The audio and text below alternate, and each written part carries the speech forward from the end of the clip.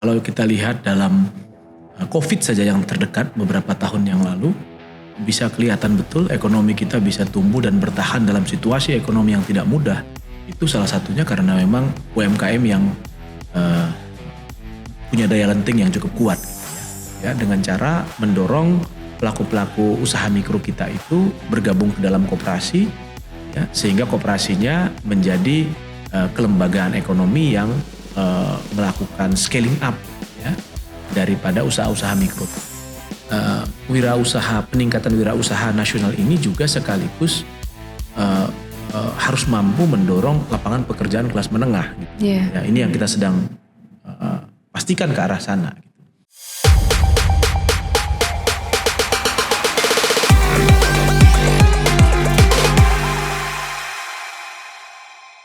Halo Sobat Maju, kembali lagi di podcast Perekonomian Maju bareng saya Raina. Hari ini kita kedatangan tamu luar biasa, seorang staf ahli di Kementerian Koperasi dan UKM, Bang Riza Damanik. Apa kabar Bang? Alhamdulillah baik Mbak Raina. Ya. Mungkin bisa diceritain sedikit nih Bang, kesibukannya akhir-akhir ini ngapain? Wow, ini pertanyaannya bisa panjang menjawabnya ya. Yeah. Tapi yang pasti hari-hari ini kita lagi berupaya keras untuk menjaga performa dari pelaku-pelaku UMKM kita dan koperasi tentunya. Kita berkepentingan untuk menjaga ekonomi kita supaya tetap tumbuh, khususnya pasca pandemi COVID-19. Dan syukur alhamdulillah sekarang sudah mulai rebound ya. Dan kami sekarang sedang melakukan 3 hal. Satu, bagaimana mendorong klaster-klaster ekonomi rakyat itu bisa semakin banyak dan semakin kuat gitu. Jadi UMKM kita tidak lagi sendiri-sendiri. Yang kedua, bagaimana mendorong terkait langsung dengan hilirisasi daripada komoditi unggulan rakyat yang dikelola oleh koperasi. Basis komoditi bisa macam-macam, ada kelapa, ada rumput laut, ada cabai dan lain sebagainya. Dan yang ketiga, kita juga sedang mendorong koperasi modern ya, untuk dalam hal ini supaya kelembagaan koperasi kita semakin punya daya tahan, punya daya lenting dan kontribusi yang semakin besar pada perekonomian nasional. Sebenarnya itu kebayang sibuknya, apalagi buat yang belum tahu, Bang Riza ini selain menjadi staf ahli juga sebagai Ketua Umum Ikatan Sarjana Kelautan Indonesia atau Iskindo dan juga Komisaris ID Food. Jadi kebayang sibuknya, tadi aja baru dijelasin cuma UMKM-nya aja nih. Jadi mungkin kita bisa langsung aja nih Bang, kalau misalkan saya mau tanya terkait UMKM nih. Sebagai staf ahli di Kementerian Koperasi dan UKM, sebenarnya bagaimana sih Bang Riza itu melihat UKM di Indonesia sendiri? Kan banyak yang bilang kalau UMKM itu merupakan pilar perekonomian Indonesia. Nah, Bang Riza sendiri itu melihatnya seperti apa?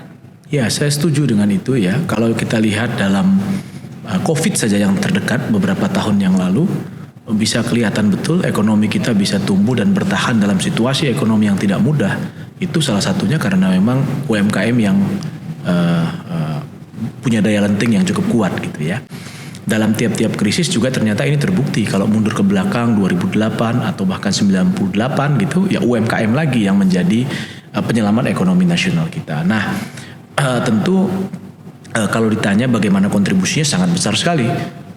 Baik itu kontribusi terhadap PDB kita itu sekitar 60%, terhadap penciptaan lapangan pekerjaan sekitar 97% gitu ya. Sangat besar.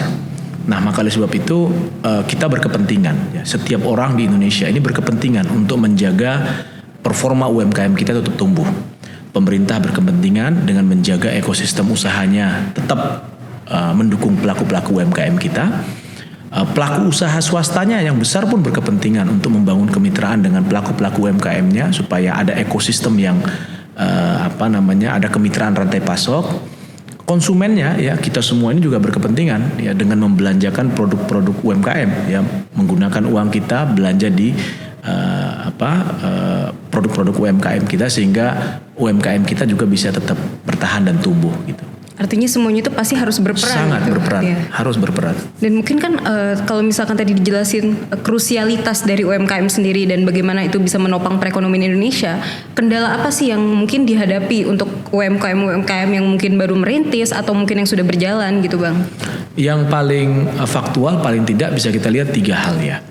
Yang pertama, ada satu situasi di mana kalau kita bicara UMKM, secara populasi paling besar adalah usaha mikro.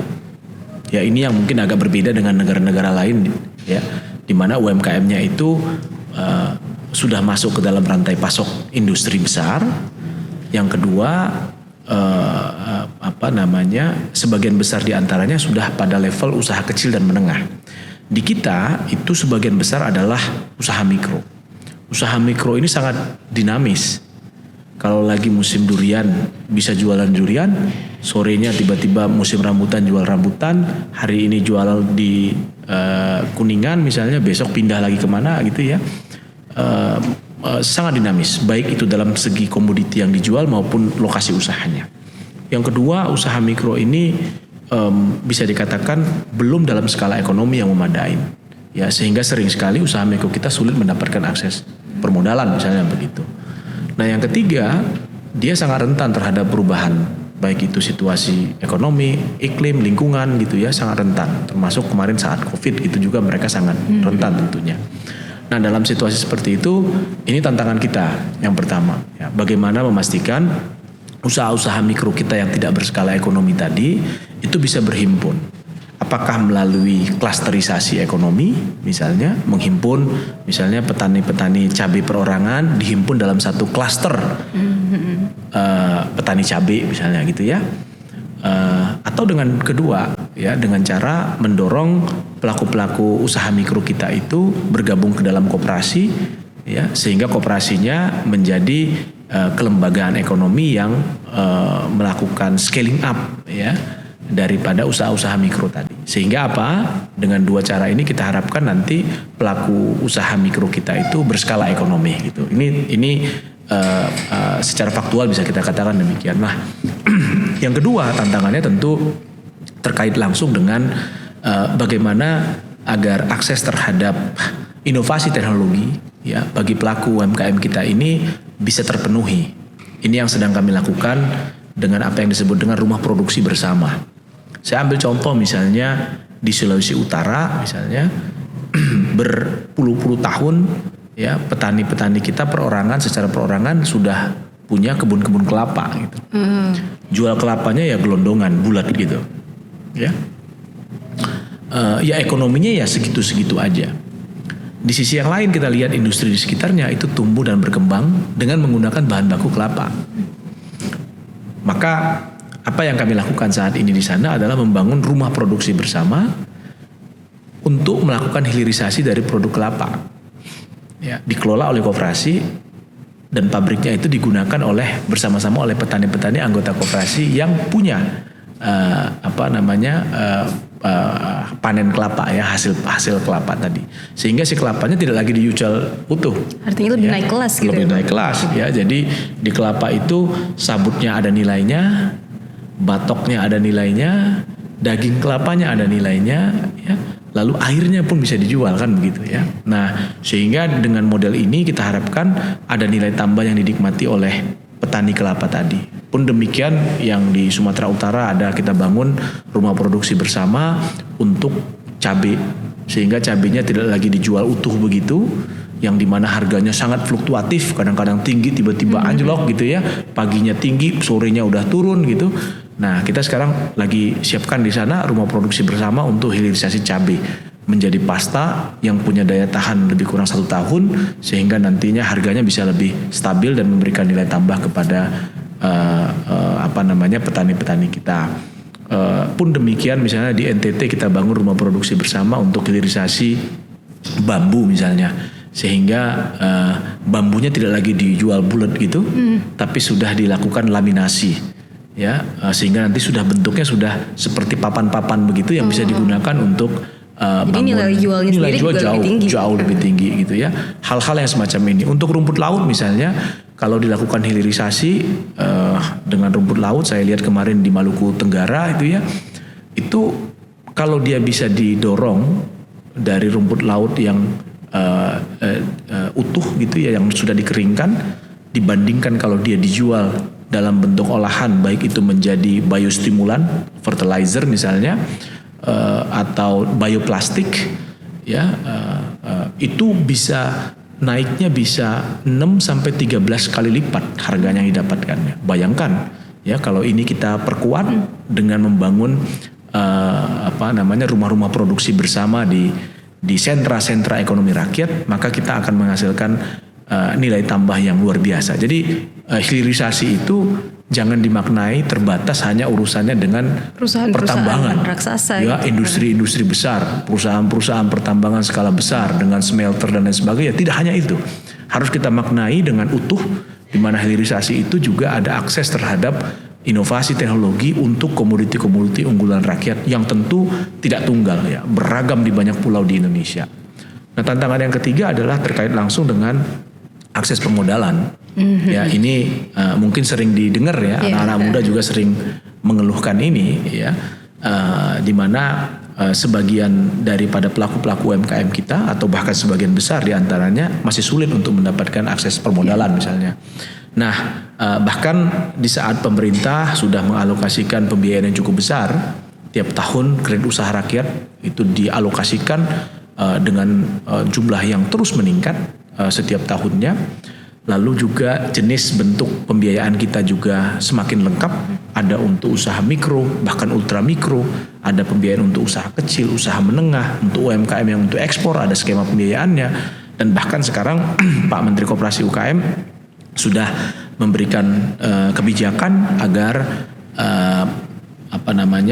lembaga pembiayaan dana bergulir itu khusus untuk pembiayaan koperasi. Jadi dilengkapi lagi sekarang ada koperasi juga ada lembaga pembiayaannya, kan lebih kurang begitu. Nah, sehingga secara alokasi maupun segmentasi udah lengkap, tapi masih sulit juga memang. Ya, itu tantangan tersendiri. Maka yang sedang kita lakukan saat ini adalah dengan dua metode, mendorong pelaku-pelaku UMKM kita itu mendapatkan akses KUR cluster kita menyebutnya, ya. Jadi pemerintah sekarang sudah menyiapkan satu instrumen apa yang disebut dengan KUR cluster. Jadi pemberian kredit usaha rakyat tidak lagi kepada orang per orang, tapi dalam satu cluster ekonomi rakyat tadi, ya. Sehingga yang di grab itu bisa banyak, ya. Itu satu. Dan yang kedua adalah dengan memperbesar kapasitas pembiayaan untuk koperasi. Ya, karena anggota-anggota koperasi yang umumnya usaha mikro atau usaha kecil kan punya usaha-usaha rakyat.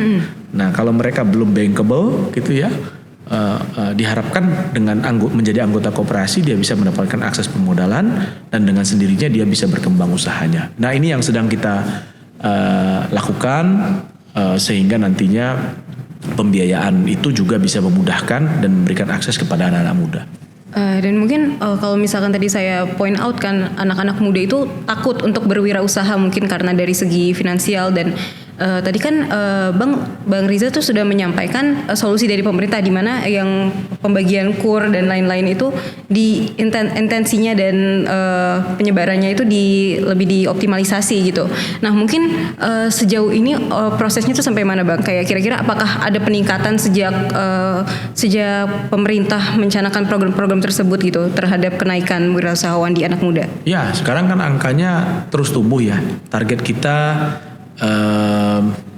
tahun ini ya tahun 2024 ini 3,9 ya persen ya kan sebelumnya dia 3,4%. Jadi kita harapkan insya Allah di Oktober ini bisa genap tuh ya tahun 2024 ini kita punya pertumbuhan rasio kewirausahaan nasional kita bisa bertumbuh gitu. Dan kalau lihat trennya dalam 4 tahun terakhir ini terus naik. Ya. Nah, tapi di luar itu juga kita harus pastikan ya bahwa peningkatan wirausaha nasional ini juga sekaligus harus mampu mendorong lapangan pekerjaan kelas menengah gitu. Ya, ini yang kita sedang pastikan ke arah sana gitu. Lapangan pekerjaan kelas menengah ya middle income jobs ini kita harapkan nantinya bisa mengkoreksi pendapatan per kapita rakyat kita. Ya, kalau saat ini angkanya sekitar 4 ribuan US dollar per tahun, ya kan target kita di 2045 bisa 30 ribuan US dollar per tahun. Gitu. Untuk naik ini kan nggak mungkin kalau dengan lapangan pekerjaan yang seperti sekarang, harus ada pergeseran ke arah lapangan pekerjaan dengan basis inovasi teknologi dengan basis nilai tambah hilirisasi tadi itu ya. Dan yang ketiga itu tentu bisa membuka lapangan pekerjaan yang lebih besar lagi. Gitu. Ini itu linear kita, dengan rumah produksi tadi itu ya? Itu berlinear dengan rumah produksi bersama tadi itu. Makanya Pak Menteri Koperasi dan UKM, Pak Teten selalu mengatakan dan mengajak kita ya untuk mendorong membangun apa yang disebut medium industri itu, industri skala menengah itu. Industri skala menengah ini diharapkan nantinya dia bisa terdistribusi ya di sentra-sentra ekonomi rakyat yang tidak seragam komoditinya. Mungkin kalau kita bangun industri skala besar, itu ongkosnya besar, lalu tersentralisasi sehingga bahan bakunya harus diambil dari pulau lain gitu. Nah kalau kita bangun industri skala menengah, seperti kami sedang membangun misalnya rumah produksi, membangun pabrik minyak makan merah misalnya, sebagai hilirisasi dari produk sawit. Yang basisnya adalah dikelola oleh koperasi misalnya. Jadi koperasi-koperasi rakyat yang mengelola perkebunan sawit lebih kurang 1.000 hektar. Ya, jadi anggota-anggotanya secara akumulatif punya lahan 1.000 hektar, maka mereka diharapkan nanti bisa punya satu pabrik minyak makan merah dan bisa menghasilkan produk minyak makan merah yang bisa dijual di kecamatan sekitarnya. Itu nilainya pasti lebih. Artinya kan keberagaman sumber daya alam Indonesia itu itu justru harus bisa dimanfaatkan. Harus bisa dimanfaatkan. Jadi nggak harus semuanya dibangun. Kita berpuluh-puluh tahun jual bahan baku terus. Itu makanya pemerintah mencanangkan hilirisasi ini tujuannya untuk itu ya Pak? Iya, tapi tadi saya katakan ya harus kita maknain dengan lengkap ya, bahwa ini adalah bagian dari kerangka untuk melakukan koreksi ya terhadap pendapatan per kapita kita yang baru sekitar 4.000-an US dollar itu, supaya bisa naik ya kita harus bangun ini hilirisasi supaya punya nilai tambah kepada masyarakat kita, dan kita harus bangun medium industrinya. Saya setuju sih Pak.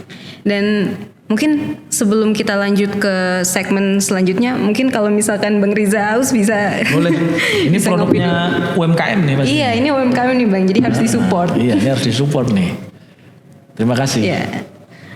Nah mungkin kan saya tuh juga sering nih, nggak sering sih, baru kemarin saya ngekepoin sosial medianya Bang Riza juga.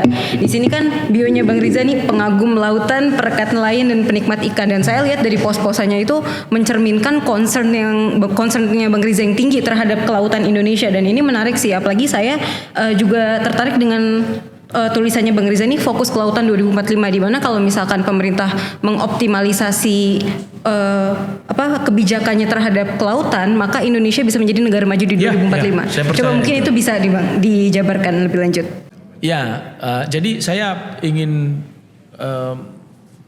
mengatakan bahwa kalau kita lihat ya dalam perkembangannya lebih dari 70 tahun Indonesia merdeka itu, kita punya orientasi yang memang harus kita akui masih sangat darat gitu.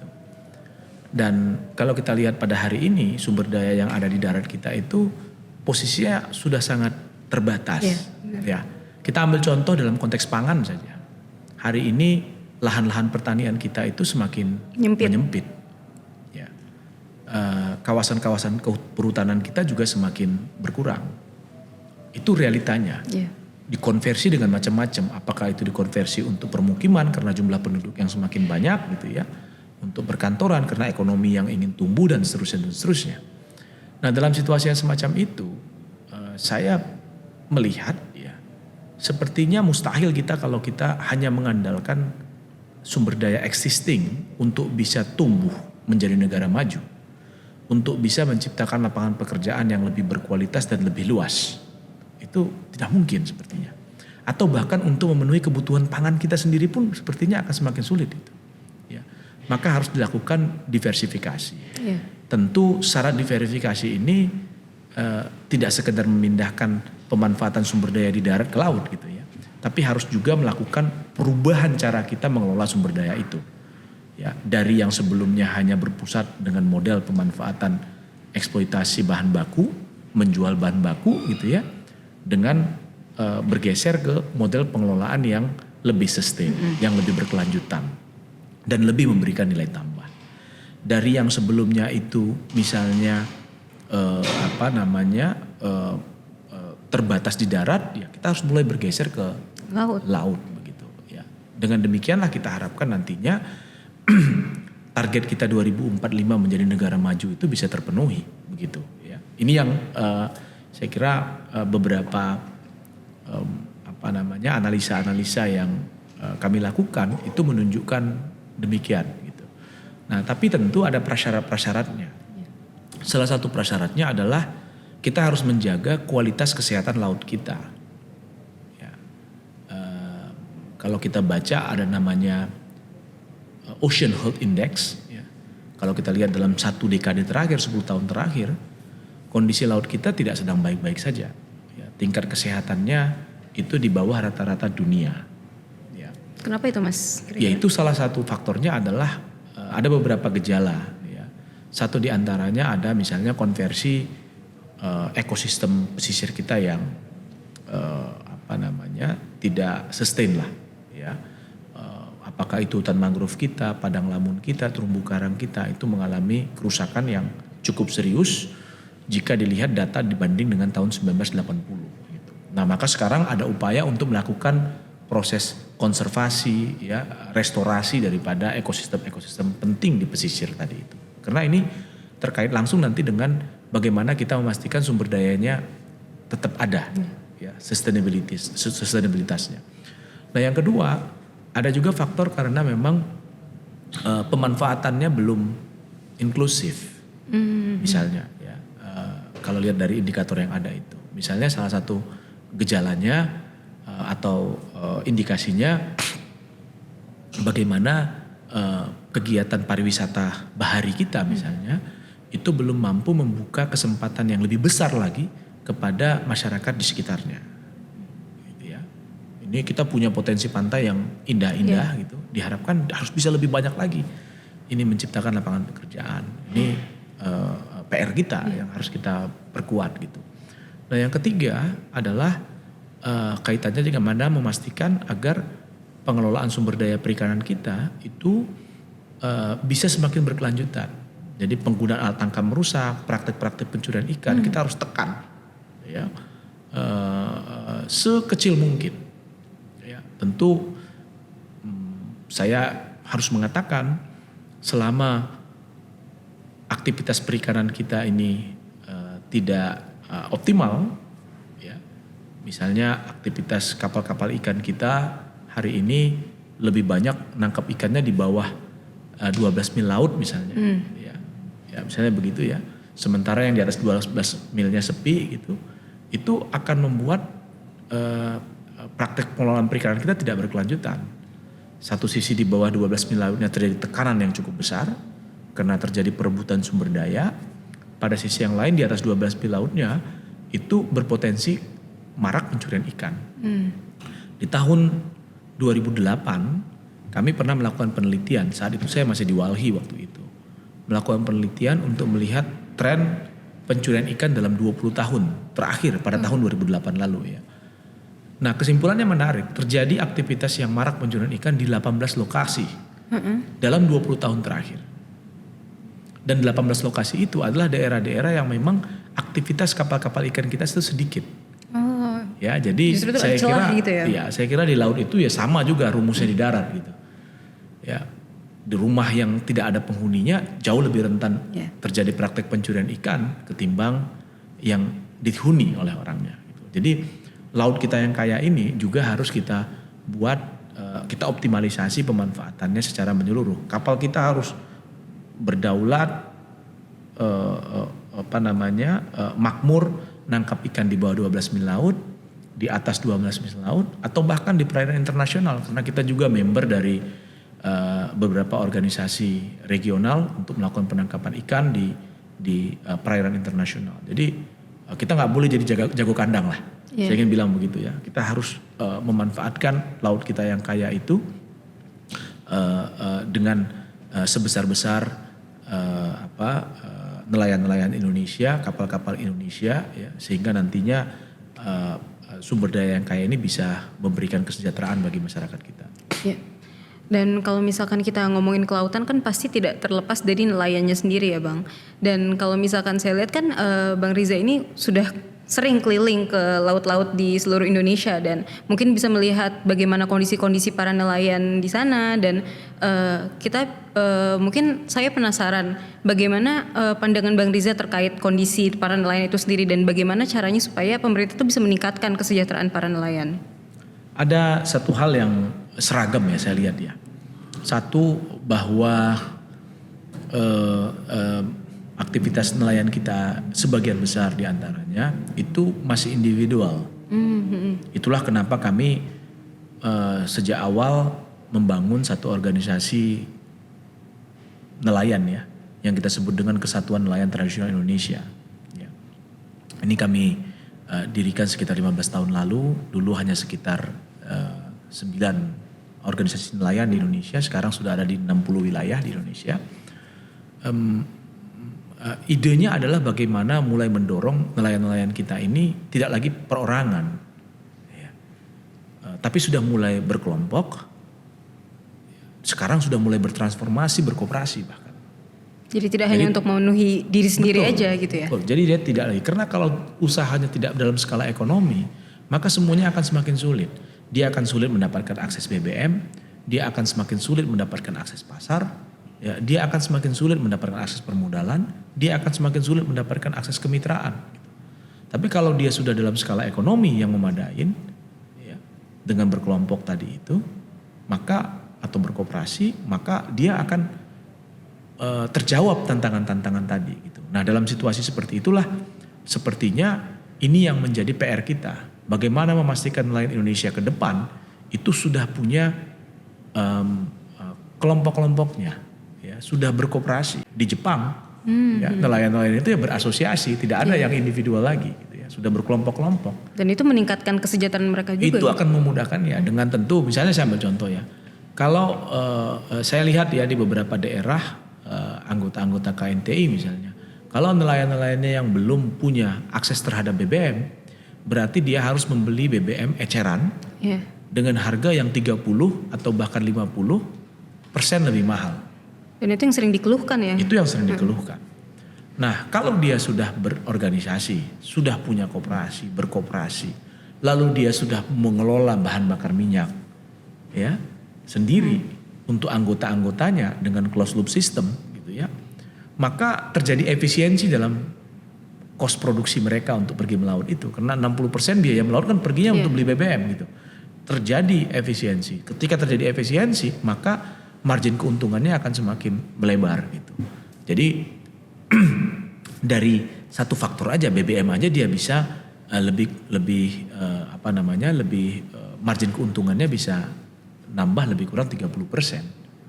Gitu ya. Itu dari satu sisi saja. Bayangkan kalau dia punya akses pasar lagi gitu. Ya, yang dimana harga pasarnya itu bisa dikendalikan, bisa bisa disepakati dengan mitra-mitranya, karena dia punya tangkapan ikan yang lebih dalam skala ekonomi ya. Kalau dia nangkap ikan misalnya sehari 5 kilo, kan nggak mungkin dong dia negosiasi dengan pasar 5 kilo itu. Tapi bayangkan kalau dia berkoperasi, anggota koperasinya ada anggaplah 100 orang begitu, lalu 5 kilo satu orangnya, maka 500 kilo. Kalau 500 kilo sih ngobrol ke pasarnya agak lebih enak. Ngobrol ke pabriknya agak lebih enak, bermitranya lebih enak. Bayangkan kalau seandainya mereka itu 1.000 orang berkoperasi. Ya, berarti ada 5.000. Ibarat udah jadi kayak perusahaan sendiri gitu. Tuh. Itulah yang disebut oleh Pak Jokowi korporatisasi petani, korporatisasi nelayan. Mungkin kalau nelayannya satu orang nggak bisa punya hasil produksi yang sama dengan industri atau perusahaan besar. Mungkin kalau dia sendiri nggak bisa dia punya akses pasar yang sama dengan perusahaan besar. Ya. Tapi kalau dia satu orang berkelompok, berkoperasi, sehingga dia punya skala ekonomi yang sama dengan industri skala besar, itu sangat mungkin. Yang membedakannya kalau industri, perusahaan itu ownership-nya ada perorangan, kalau dia berkoperasi ownership-nya bersama-sama. Tapi skala ekonominya sudah bisa memadai pada posisi yang sama. Dan saya menyaksikan di Indramayu, ya, di Surabaya, saya lihat ya, di Deli Serdang, di Aceh, di Nusa Tenggara Barat, di Kalimantan Utara, saya lihat tuh oh ternyata yang sudah berkoperasi, ya anggota-anggota kita, nelayan-nelayan kita yang sudah berkoperasi itu punya punya wibawa lah ya, punya akses yang lebih memadai, baik itu terhadap permodalan, kemitraan, BBM ya maupun pasar. Sebenarnya itu kan kayak skema yang luar biasa dan kita tahu bagaimana potensi kelautan Indonesia apalagi di masa depan. Tapi ini tolong koreksi kalau saya salah ya Bang. Tren profesi nelayan itu terus menurun. Jadi maksudnya orang yang berminat untuk menjadi nelayan, Betul. apalagi generasi muda sekarang tuh lebih maunya kerja kantoran, kerja di korporat gitu, dan jarang banget dari mereka itu mau terjun untuk menjadi nelayan. Nah kira-kira bagaimana sih pemerintah mengatasi hal ini gitu? Saya lihat itu tidak hanya di kita. Ya. Bank Dunia itu sudah melakukan survei di 18 negara. Melihat bagaimana pendapatan anak-anak muda di sektor perikanan, tangkap maupun budidaya ya, dibanding dengan orang tuanya yang bekerja di sektor yang sama. Hasilnya menarik ya. Dan sekaligus mencengangkan gitu ya. Ternyata anak-anak muda yang bekerja di sektor perikanan, tangkap maupun budidaya, penghasilannya tidak lebih baik daripada orang tuanya. Minus 18 sama minus 15%. Padahal sama-sama di sektor itu. Ya. Artinya apa? Artinya ketika anak-anak muda ini masuk ke sektor perikanan tanpa dengan inovasi teknologi, ya, maka dia tidak akan lebih baik daripada orang tuanya. Karena orang tuanya pasti lebih experience dong, lebih punya pengalaman dong. Ya. Tapi kalau dia datang dengan inovasi teknologi, ya apakah itu kaitannya dengan inovasi teknologi untuk penangkapan, inovasi teknologi untuk pemasaran, inovasi teknologi untuk processing, ya dan seterusnya, maka dia pasti akan bisa lebih tinggi daripada orang tuanya, gitu ya. Nah, survei ini sudah dikeluarkan tahun 2023 lalu oleh Bank Dunia. Jadi ini sekaligus juga woro-woro ke kita. Kalau seandainya kita tidak segera ya mengembangkan satu ekosistem yang lebih ajak, yang lebih memberikan kepastian kepada anak-anak muda untuk masuk ke sektor ini dengan inovasi teknologi, ya, maka kita akan mengalami defisit petani dan nelayan di kemudian hari.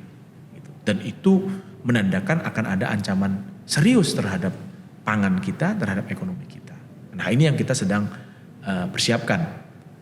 Apa yang sedang dilakukan misalnya di Kementerian Koperasi dan UKM dengan membangun rumah produksi bersama, itu ingin menjawab itu tadi. Ya supaya anak-anak muda, kan kita tahu nih kalau lihat surveinya kan anak muda tuh sukanya digitalisasi, ya sukanya bangun industri sendiri, startup gitu kan, dia bangun itu. Nah hal-hal yang semacam ini hanya mungkin bisa dia bangunkan kalau ada ekosistemnya. Itulah kenapa di dalam PP 7 tahun 2021 tentang kemudahan berusaha bagi pelaku UMKM dan koperasi gitu ya, kita membicarakan tentang bagaimana kemudahan berusaha tadi.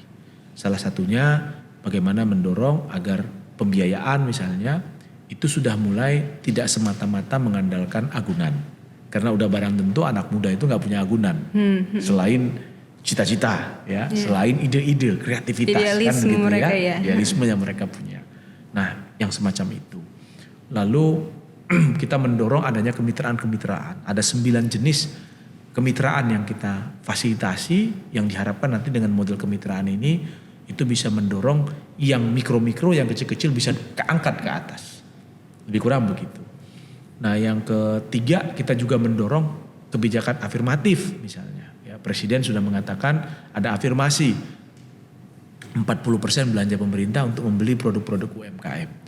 30% infrastruktur publik, ruangnya harus untuk menjual produk-produk UMKM, harus tempat jualannya UMKM, dan harganya itu harus 30% di bawah harga pasar, harga sewanya. Gitu. Ini kan stimulus yang diberikan oleh pemerintah untuk men-trigger supaya anak-anak muda tadi itu supaya semakin banyak masuk ke sektor-sektor produktif rakyat dan diberikan kemudahan. Menarik. Jadi setelah yang dijabarkan tadi kan kita udah ngomongin masalah UMKM, masalah kelautan. Mungkin sekarang singkat aja nih Bang, kita ngomongin masalah pangan. Kan Bang Riza sendiri kan merupakan komisaris dari ID Food ya, BUMN yang bergerak di sektor pangan. Nah mungkin bisa dijelasin secara singkat aja ID Food itu sebenarnya apa sih Bang, dan impactnya untuk masyarakat itu apa? ID Food ini holding ya, holding daripada pangan kita. Ini satu-satunya holding pangan di Indonesia. BUMN holding pangan yang di dalamnya itu ada yang kaitannya langsung dengan peternakan, ya, pertanian, perikanan, ada perkebunan, dan juga distribusi logistik. Jadi secara singkat saya bisa katakan apa manfaatnya. Yang pertama tentu kepentingan nasional kita untuk memastikan adanya ketersediaan pasokan pangan bagi masyarakat Indonesia, pangan yang berkualitas. Ini adalah bagian dari penugasan kita. Yang kedua, memastikan distribusinya berjalan dengan berkelanjutan, dengan jadi tidak boleh ada daerah-daerah yang terjadi rawan pangan kan diharapkan kan, maka harus ada sistem logistik yang baik, ya, proses pendistribusian yang baik pula gitu. Nah yang ketiga adalah bagaimana kita juga menjaga kualitas pangan kita supaya juga itu berkembang, ya, tumbuh dengan baik gitu ya, dan berkelanjutan. Nah ini adalah bagian dari apa yang sedang kami kerjakan, termasuk juga dalam kaitan dengan membangun ekosistem pangan kita yang sehat.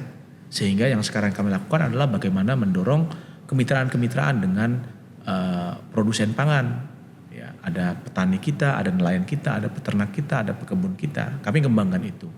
Untuk produk gula misalnya kami membangun kemitraan dengan petani-petani tebu.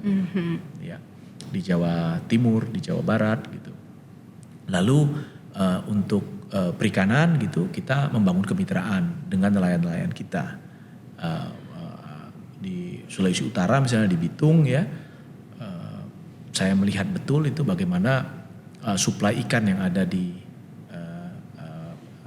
Perindo misalnya di Bitung itu adalah dari mitra-mitra nelayan-nelayan yang ada di sekitar situ.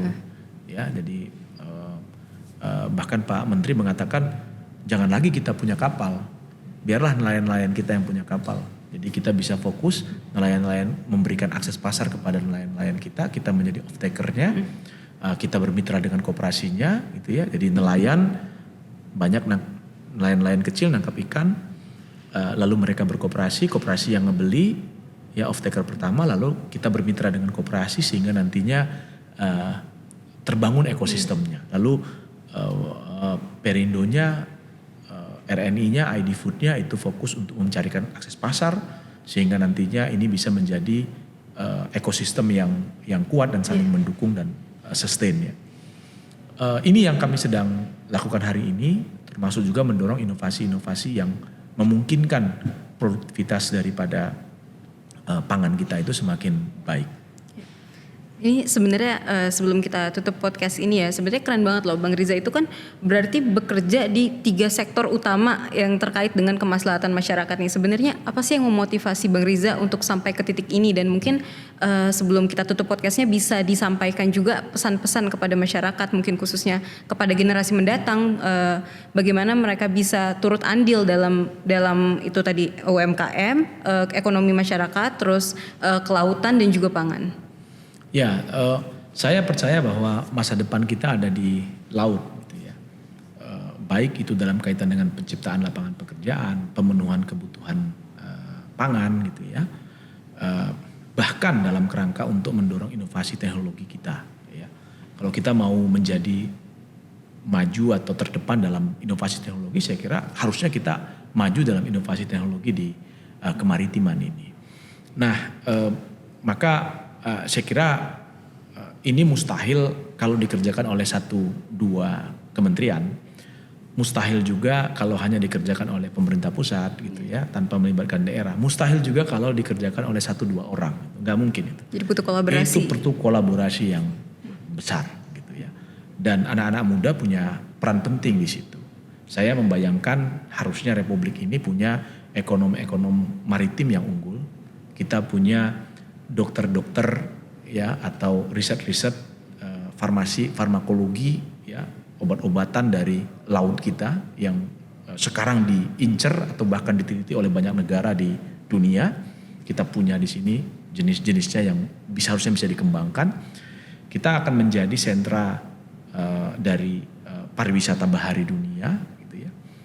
Kita menjadi sentra pangan dari laut itu sendiri. ada proyeksi tahun 2050 yang akan datang, konsumsi ikan dunia itu akan 6 kali lebih besar daripada sekarang. Di mana lagi lautnya yang produktif seperti laut kita. Gitu. Jadi kita berkepentingan untuk menjaga kesehatan laut itu, untuk berkolaborasi meningkatkan produktivitasnya. Gitu. Dan saya yakin betul anak-anak muda punya harusnya bisa ambil peran di sini. Gitu. Nah yang kedua tentu saya ingin mengatakan bahwa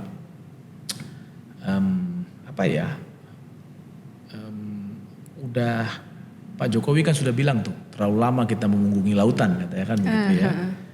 Nah ini hari ini kita punya banyak peluang sebenarnya untuk bisa ke laut. Instrumen kebijakannya sudah lengkap. Dulu kita nggak punya kebijakan kelautan Indonesia, sekarang kita sudah punya ocean policy. Dulu kita nggak punya undang-undang kelautan, sekarang kita sudah punya undang-undang kelautan. Dulu kita nggak punya undang-undang perlindungan nelayan dan pembudidaya ikan dan petambak garam, sekarang kita sudah punya. Jadi 10 tahun terakhir ini kita punya instrumen-instrumen kebijakan yang mendukung ekosistem perikanan dan kelautan kita untuk berkembang. Nah tinggal kemauan aja nih ya untuk bisa bergerak di sektor ini. Ya, saya tentu berharap nantinya anak-anak muda mulai concern gitu ya dengan melahirkan semakin banyak startup. Sudah ada beberapa yang bagus-bagus. Kita punya e-fishery, ya. Kita punya Aruna gitu ya. Ada beberapa lagi yang sedang dorong nih untuk hidrolisat protein. Udah pernah belum minum susu dari ikan? Wah, itu hidrolisat sudah ada. Ya, anak-anak muda itu yang buat itu sudah ada. Ya, tinggal sekarang diberikan kesempatan kepada anak-anak muda itu untuk mulai membangun ekosistemnya menjadi lebih luas, lebih besar gitu sehingga kiprahnya semakin terasa gitu bagi pemenuhan kebutuhan pangan kita. Ya, tadi saya termasuk susu tadi itu yang saya sebutkan ya. Ini saya kira kita harapkan bisa terjadi gitu. Artinya jangan sampai sumber daya dan potensi kemaritiman Indonesia yang begitu luas ini disia-siakan gitu ya Bang? Jangan sampai. Ya itu saya kira itu ya. Ya kalau pesan saya sih kalau anak-anak yang teman-teman yang masih kuliah ya segeralah lulus ya. Supaya bisa langsung kontribusi supaya nih. sempat berkontribusi gitu ya. Kalau yang mau kuliah segera kuliah. Ya, karena saya percaya betul dari pengalaman saya mengatakan bahwa kalau pingin dapat ilmu ya sekolah. Tapi kalau ingin ilmunya bermanfaat ya berorganisasi. Ya, jadi seimbangkan aja itu. Yang sekolah segera bagus-bagus sekolahnya, lalu lengkapi sempurnakan dengan berorganisasi, mau organisasi apapun itu, sehingga nantinya mereka bisa menjadi lebih bermanfaat. Saya kira menjadi bermanfaat itu jauh lebih penting. Apalagi buat sarjana-sarjana kelautan ya, jangan sampai sia-siain gelarnya. Ya, jadi kalau bisa ilmunya itu dikontribusikan ke Indonesia. Ya. Itu ada PR di situ. Ada PR. Ini juga pesan lah yang disampaikan oleh ya sekarang itu setiap tahun lebih kurang ada sekitar 3.000 sarjana kelautan yang keluar dari lebih kurang 60 perguruan tinggi di Indonesia. Dulu waktu saya kuliah di kelautan itu hanya ada 6 perguruan tinggi kelautan. Ada Undip, IPB, Universitas Riau, Universitas Samratulangi di Manado, Universitas Patimura, ya. Satu lagi itu ada di Surabaya ya. Nah dalam perjalanannya setelah reformasi dan hingga hari ini kita punya sudah lebih berapa nih? Udah lebih 60 perguruan tinggi yang memiliki ilmu kelautan itu. Jadi ini bagus menurut saya. Secara kuantitatif bagus. Dan jumlah lulusannya juga semakin banyak. Tapi sayangnya memang kalau kita perhatikan belum ada satu konektivitas lah ya antara pasar tenaga kerja dengan lulusan-lulusan dari perguruan tinggi ini. Makanya saya kemarin malam ada diskusi dengan Pak Rektor Universitas Diponegoro yang sekarang sedang menggagas apa yang disebut dengan program studi industri dan bisnis kelautan dan perikanan. Saya kira ini bagus sekali, ini belum pernah ada di Indonesia. Jadi lebih konkret lagi, jadi tidak hanya teoritik tentang Laut aja, sumber daya tapi dan lain petnya juga sebagainya. udah jelas gitu Tapi ya. petnya sudah jelas. Dia sudah berbicara tentang dua hal, pengembangan bisnis dan industri kelautan dan perikanan, sehingga nanti diharapkan ini bisa men-trigger pasar tenaga kerja di sektor industri ya di hilirnya itu mulai menyiapkan bersama-sama membangun silabus pendidikan sehingga nanti yang keluarnya tetap bisa digunakan oleh mereka-mereka gitu. Jadi kita nggak dua kali kerjaan nih. Ya, saya percaya betul kita punya SDM yang unggul. Ya, doktor-doktornya, ya, master-masternya, lulusan-lulusan perguruan tinggi kelautannya luar biasa, hebat-hebat, dipakai di banyak negara juga. Ya, ini saatnya kita optimalkan. Ya. Terima kasih yang sudah menyaksikan podcast Perekonomian Maju. Saksikan nanti podcast-podcast selanjutnya. See you.